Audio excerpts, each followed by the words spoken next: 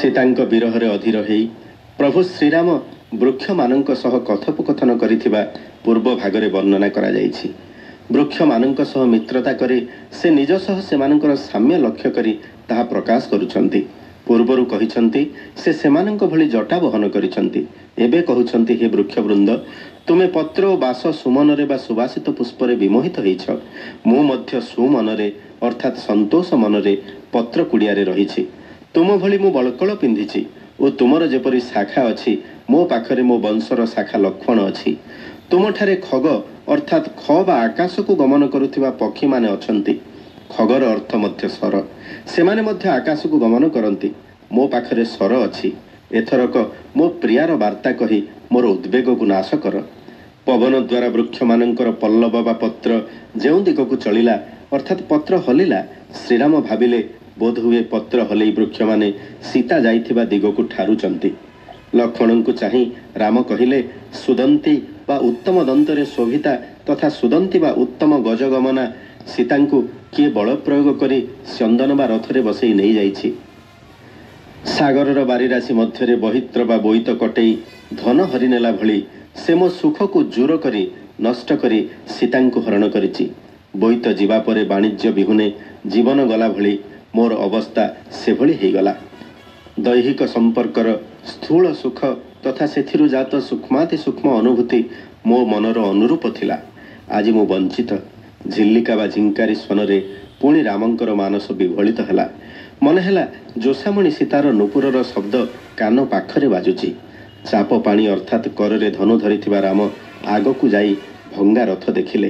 प्रभु मने कले बोध हुए शुभ हब। रथ भांगिबारु बामा चोर बोध हुए चाली चाली जाउछि। कहिले रस सिंधु रसा बा पृथ्वीर फुसा सीता सह ओजन रे लघु होई चंद्र ऊपर को उठी आकाश रे रही जाइछि। ब्रह्मा जो पद्मरु जात तार गर्भ पादरे दलिचंती सीता। सिंह कटी ठारू अधिक सरु कटी तो शरीरर शोभा स्वरूप। राम एभली कही कही जाउथिबा समय रे तांकर स्वर शुणी जटायु पक्षी चेतना पाई उठिला एवं कहिला हे कोदंडधारी रावण सीता को नहीं लंका चलीगला बेले मु ताहा सह युद्ध करी ता रथ को भांगी। दक्षिण दिग को जाई विंशकर रावण को बद्ध कर कही प्राण विसर्जन दे जटायु दिव्य रूप पाइला और प्रभु को स्तुति कला। से विमल बा मुक्त होई परम गति लाभ कला। निज राज परिवार अनुभूति उपेन्द्र भंज कहिले प्रेतक्रिया करिबा पई राजा जड़े विप्र को पोष्यपुत्र करती।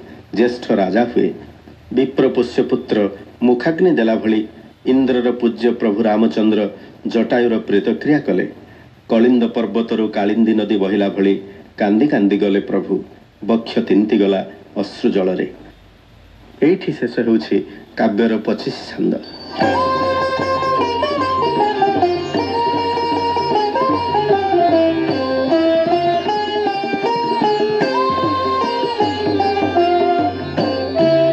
विमोदित एक पत्र बास सुमनरे बड़कल पिधान पुणी शाखा रंजन रे विलसित करे खग वार्ता कही मो प्रियार नाश हे उद्वेग बाटे पल्लव चलिले केउ मार्गे नगे विवेकाय ठारंती अछि कि एही दिगे बास निकटेरु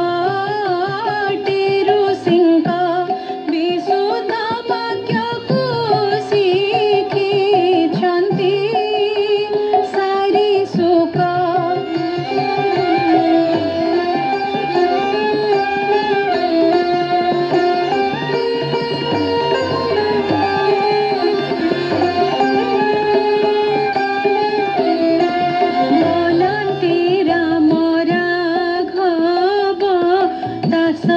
दासारथी ताहि विवेचन नाम धरी डाके कि वैदेही बेगी होई देखी मार्ग वैष्णव सारसी प्राय चक्र चिन्हे जोग वदन्ति भ्राते सुदन्ति गमनि पळे बसाई चन्दने के गला कि घेनी बारी राशि मध्ये मोर बहित्र कटाई धन हरि नेला जुर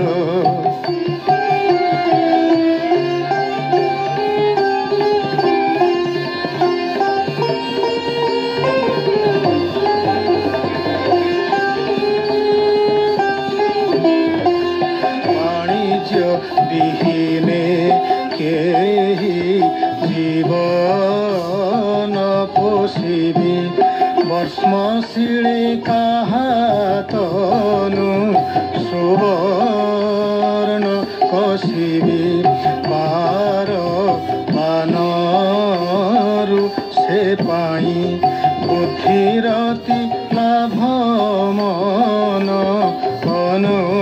अनुरूपे पाई बिहଳିला मानस झिलिका स्वन शुणी आजुछित नुपुर संग्राव जोषामणि बेगी पुणी एते भणी विभञ्जन रथकु देखिले चाप पाणी मिलोड चित्त मो शुभ कर्मे ए भगन बामाचोर धरि ताकु करे कि गमन बदे भ्रमर किङ्किणी विरचि बारु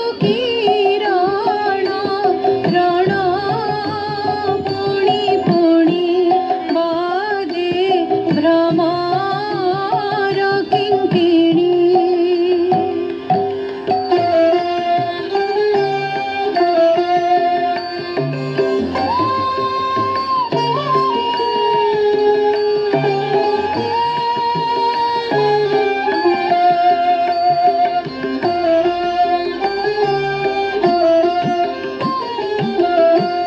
बाणी शुणाइबा भଳି रह रह डाकी बन्धुरस सिन्धुरसा भूषा बोली टेकी वक्त्र तुले विधु तुळु विद्यमाने कवि हृदय पात्रे लघु कलु वक्त्र तुले विधु तुळु ब्रह्मा जहु जात ताकु दଳିछु पादरे बन्धाउ साटी धटिरे सिंहकु मध्यरे विपक्षर जीवनकु बळाइछु मोर करे देवार मनकु विपक्षर जीवनकु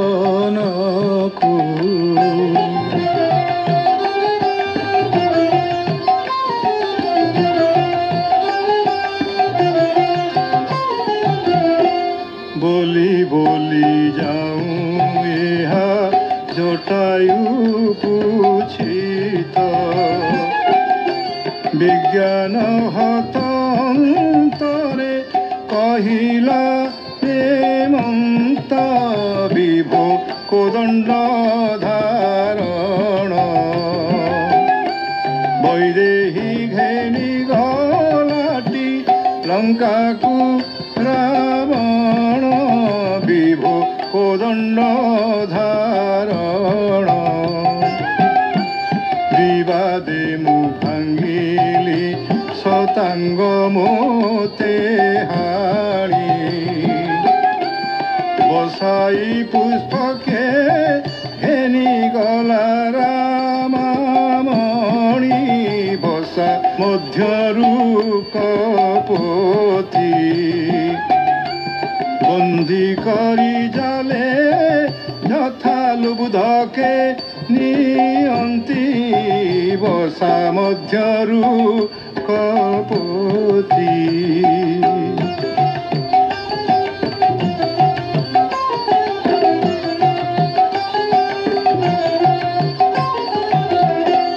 বিজে কর দক্ষিণে দক্ষিণ তুম্ভে গুণে বিংশ কর প্রাণ ক্ষীণ কর তীক্ষ্ণ বাণে বলি বিসর্জিলা জীব বিহায় সে রহি দিব্য রূপে কলা স্তব বলি বিসর্জিলা জীব বিমল হইল ভিলা সে পরম গতি বহ্নি যোগ কলি সব স্বয়ং রঘুপতি বাসবরে বন্দ্য যেহি বিপ্রপোষ্য পুত্র প্রায় প্রেত ক্রিয়া বাসবরে বন্দ্য যেহি বহিলা প্রায় কালিন্দ পর্বত কালিন্দী বক্ষস্থলে পড়ে অশ্রু গলে কান্দি কান্দি বয়ালিশ পদে ছন্দ বিরচন বীরবর চিন্তি রামচন্দ্র বয়ালিশ পদে ছন্দ বয়ালিশ পদে ছন্দ